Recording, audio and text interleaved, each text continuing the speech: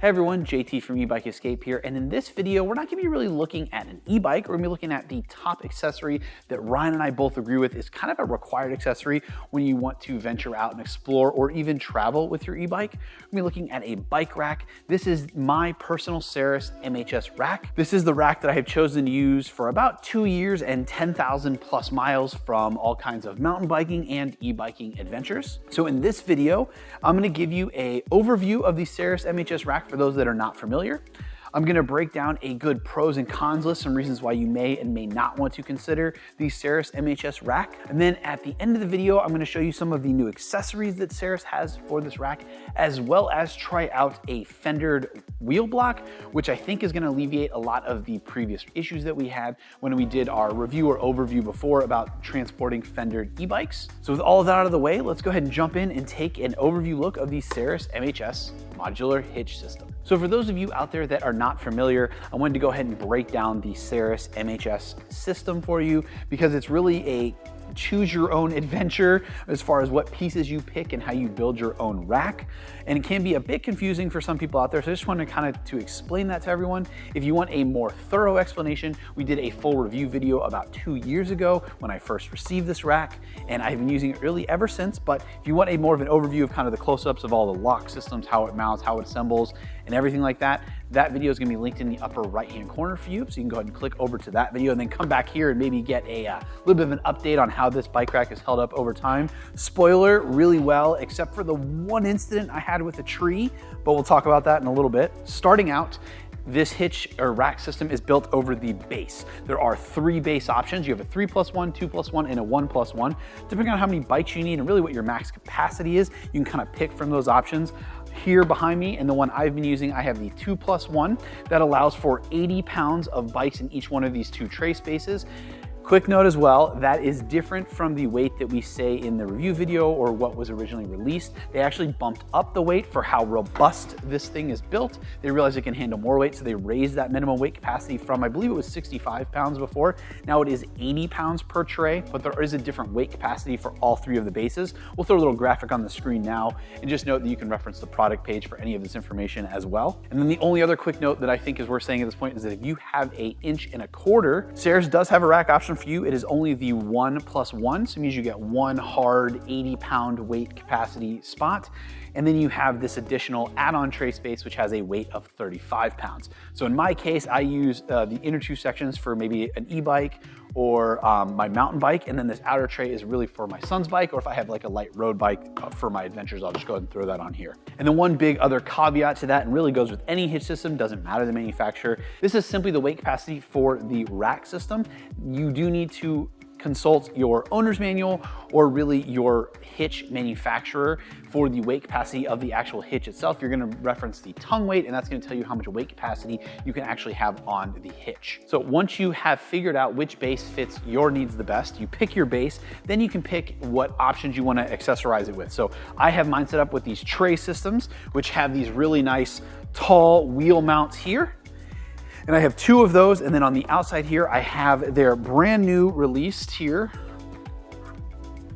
single wheel holder, which is great, for, like I said, for smaller bikes or road bikes or anything like that, maybe even a fendered bike. But the weight capacity on this tray, on this outside add-on tray, is simply 35 pounds. But if you have a little bit of a lighter, say maybe commuter style e-bike, you can change out this outer system for one of these brackets, put this a little bit further in. They offer the single wheel mount, and that's gonna give you a weight capacity of 60 pounds. So if you don't need to go all the way up to that 80-pound capacity because you don't have a big bike. Now, I did forget to mention the prices before.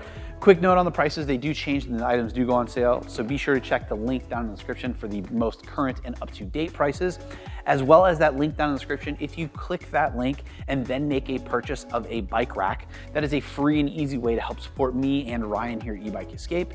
Really helps us support the channel, keep the lights on, and keep testing some really cool products like this. Thank you guys so much in advance out there for anybody who chooses to show us support that way. And really just watching the video or even subscribing is another great, free, easy way to show support to us here. Thank you guys so much again. Now back to the prices. I realized I skipped over that on the bases. The bases come in at 2 different price points. The 3+1 base comes in at $250, and then you have the 2+1 and the 1+1. Both of those bases are $200. Then once you have priced out your bases, then you move on to whether you need the trays or the single arm mounts here. This single arm mounted bike holder here, whether you go with this add-on version where it bolts off to the end of the rack, or you go with one of the ones that mounts into the set spaces on your base, it is going to be $250, and you get to pick between which bracketry you need. Then you have the tray here. Now this tray, very robust, solid metal, very well constructed. I had no issues out of mine. Again, like I said, until it met that tree, which we'll talk about again here in a minute, you are met with a price tag of $350. Now, you also get a integrated lock, which helps soften that blow a little bit.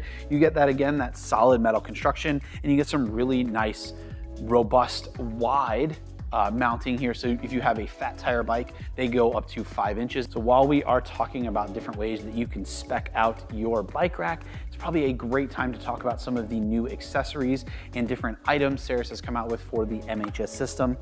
Starting out number 1 with an item that we have been requesting from a lot of rack manufacturers, and that's going to be a ramp. Now the ramp is $190 and is rated for up to 80 pounds. So you can have the full weight of the actual tray system. You can roll your bikes on and off, so you don't have to worry about picking up a heavy e-bike anymore. Then after that, you have a safety item that we wish more manufacturers really just kind of included into their racks. That's going to be a light system. Simply bolts on here to the end. We'll put a picture of it on the screen now. I'm hoping to purchase that in the near future, but until then, I actually have my own little light kit that I fitted up. I'll show you that in my 10,000 mile update, show you kind of how I outfitted my rack. And then I did already kind of show off one of the new items, and that's going to be this single arm tray or bike mount here that they have released. They used to only have the trays, but now you get the traditional, more single arm locking wheel style that you can mount to this. And then the biggest item, both literally and figuratively, is going to be this new basket. So here we are, we have this really nice and robust 200-pound weight limit basket that you can mount on. Now, I kind of wish I had the 3+1 system so I could mount this basket maybe a little bit further in and then still put a bike, two bikes on the outside there. But this basket system uses the really nice tray mounts here, and that allows you to mount this on in the first 2 spots and then still use your add-on tray and transport a bike. So if you had something, I don't know, maybe a cooler or some other maybe tote items or whatever, you wanted to throw that on your hitch system, you could simply utilize that. And the nice thing about having a basket in a modular hitch system, if you're not going on an adventure and you're just going biking, you can simply unbolt it, swap it out. It's really one bolt. It's a nice security bolt. You can take it on and off. Just kind of a cool accessory. Now the basket does come in at $400, so it is not a cheap accessory, but it is a really cool accessory. And then one other thing that I'm kind of excited for is that this basket is listed to also have upcoming roof mounts, so that if you're not utilizing it on your hitch rack, you can throw it on your roof and maybe strap some things into it. But that pretty much sums up the overview of the rack and really all the pricing of it. So let's go ahead and jump into that update, and I'll show you how this rack is held up over time, as well as some damage from a little bit of an accident that I had. All right, I wanted to bring you guys in nice and close so you can get a close-up look at what, like I said, 10,000 miles, 2+ years of use looks like on this rack. Now, before we get into that, I said it a couple times, I did have a little bit of an accident. I actually bumped my rack against a tree. That says nothing about the testament of the build quality on this rack, and more about the testament to my driving in tight driveways around trees with a bike rack on the back. So no knocks against the bike rack for that, but I was able to get replacement trays. I went ahead and got some new ones over there. And I think this is kind of actually a testament to this bike rack, is that I had the option to switch to a 1-up rack, a quicker rack. I could have tried out a Yakima or maybe a Quat, but I decided that this rack is really something that I have grown to appreciate. I like its modularity, as well as I just like how it fits on my vehicle. So I thought it was a good rack system that I just wanted to kind of stick with it. But I did upgrade and added that extra bike tray, which is nice because now my son's bike can simply mount on the back. I don't have to worry about throwing it into the van anymore. But I wanted to say all of that so that when you get a close-up look at this bike rack, you know that all of the dirt and grime on here is genuine. and that the nice clean racks or trays you were seeing at the beginning are not. So later on, when you see those mounted on the vehicle, you just know that they were swapped out. Now, bringing you guys in nice and close, here's a look at the rack here. These outer stickers used to be yellow. You can see how bright they are on the other one. So we did have some UV damage there, but overall, these metal uprights, no problems. A little bit of dirt on the cable here on the ends as it does kind of get trapped in there. But again, this bike rack was not cleaned before this. And then here you go, here's a look at this upright. I guess really the only places I've seen any wear, nothing on these plastic points. I know that's gonna be a knock for a lot of people is that, oh, this Saris rack has some plastic. But if you take a look at these plastic components, I can bend it to 90 degrees without a problem. Simply pulls back, no cracking. I had no issues with these. I slid them off the rack so you get an up close look at them. And then over here, these are the blocks that actually mount up here on the arms themselves. And if you look at these blocks, they are still very nicely built, no problems. Maybe a little bit of a crack right here from you maybe clamped down on the wheel too hard. And then if you look here on the back side, you can see a little bit of rust forming on the outside of these bolts here, but these are stainless and this is a nice coated steel in here. I had no issues with threading this in and out until then, but just a little bit of rust that I noticed was building there. But other than that, this rack and tray system have no issues. Besides the crack, if you look down here on the bottom, from where the aluminum gave out to where it was bolted, when I hit the rack system against a tree, it was actually folded up so that it was up like this and it caught one of the edges and bent it. Now I am still using my original base. There was no damage to the base itself. All of the damage was done right into the trays itself. So I did have to get, like I said, 2 new trays. And then also for the keen-eyed among you, you will notice here on the outside of the rack here, there's this little tape here. Now this is from these lights here, which I had mounted right here. There was 2 of them, one there, one on the right, one on the left. Here is the other one. And then if you look, this is the jumble of mess. There was a little bit of a winter transportation accident.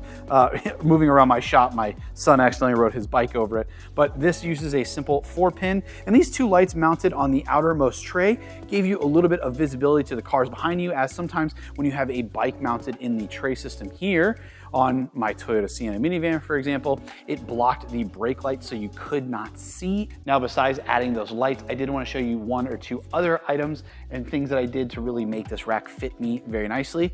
First one being, if you notice, here you have this plastic guard on here, and then back over here on this side, you will notice that there are 2 empty holes. Now, that is for this block system that Saris includes that's simply supposed to be screwed on there, and what that does is it gives the front wheel a place to kind of butt against. And then you have the back wheel there, and you have this bar that goes over top.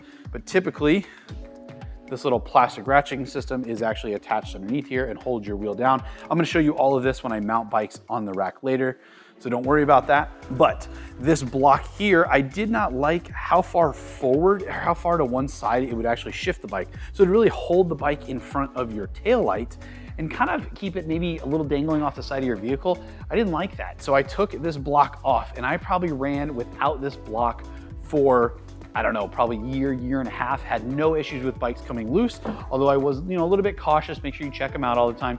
Now, this is not what Saris recommends. This is what I recommend as an end user, and with something that I found that worked great for me. Obviously, your mileage may vary. Be careful when you're mounting and not using the blocks to your manufacturer specifications, but I found that these blocks were not necessary.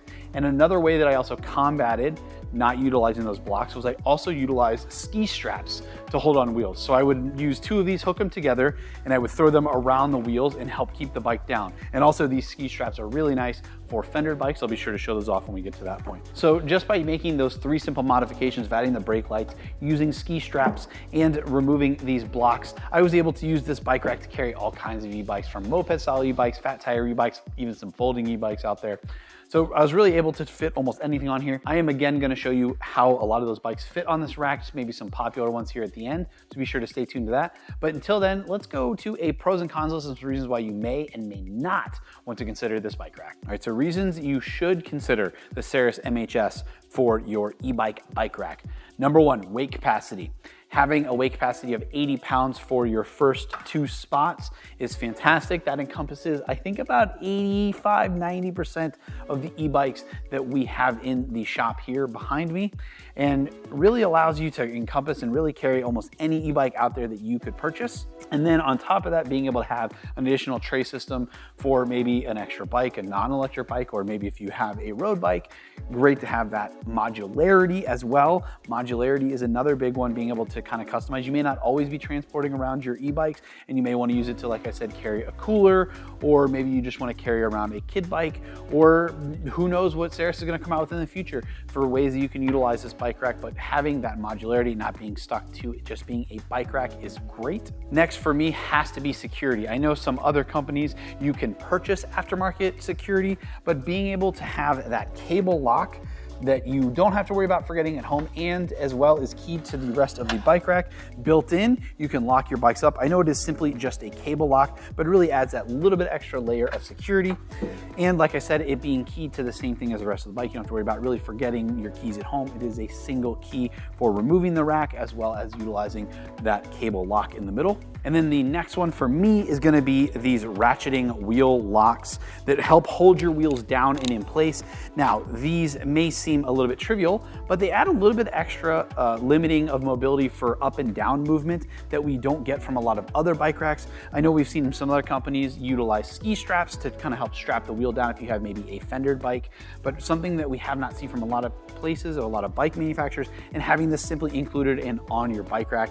Again, one less additional thing you have to not worry about forgetting. But again, ski straps, easy to pick up from Amazon. We'll have links to those down in the description as well. And one other big thing that I'm happy to say is that Saris is a US-based company. They have a headquarters located just south of me down in Madison, Wisconsin. Now, some of their bike racks are assembled in the US. They are not all made in the United States like some other manufacturing claims, such as Ride1Up or even Quicker out there, who are almost 100% made in the US or right around. Saris does have some parts that are not, but being that they are headquartered in the US, that does give them a little bit of credit in my book. And being in Wisconsin gives them a couple extra bonus points there. Now, what are some reasons why you should not consider the Saris MHS for your e-bike rack?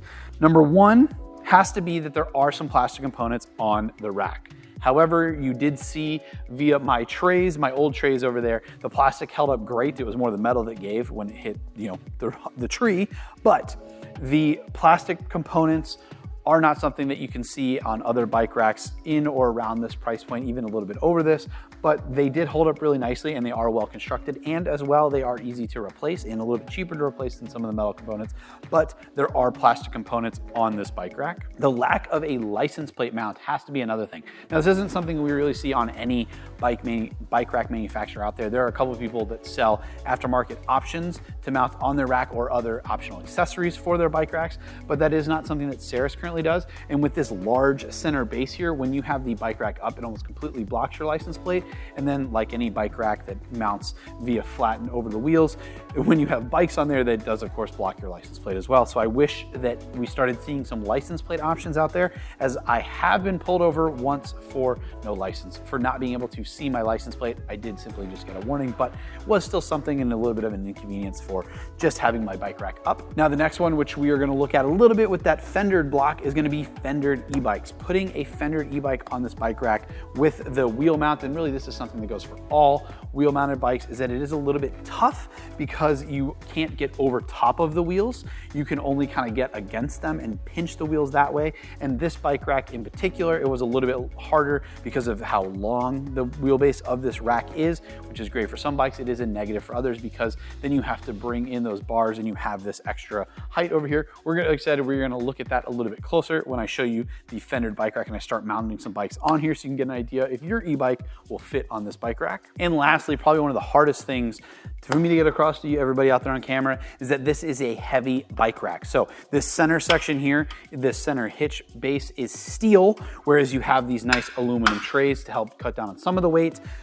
This base is heavy and solid steel, so it can support all that extra weight, whereas some of the other bike racks that we see from maybe Ride1Up or Quicker, those are made of all aluminum, so it allows them to shave a little bit of weight. And this bike rack is probably in the 80 to 75 to 80 pound range. So when you're trying to mount this on and off your vehicle, if you're not capable, that is gonna be a negative for this bike rack. You can disassemble it to remove some of the weight and also make it not as large of an item, but then you would have to assemble this on the back of a vehicle. But just something to keep in mind, there is a trade-off to the robustness that you get versus the weight, of course. All right, that is enough jibber jabber and enough talking about the bike rack. Let's go ahead and do what this bike rack is intended to do, and let's throw some e-bikes on it.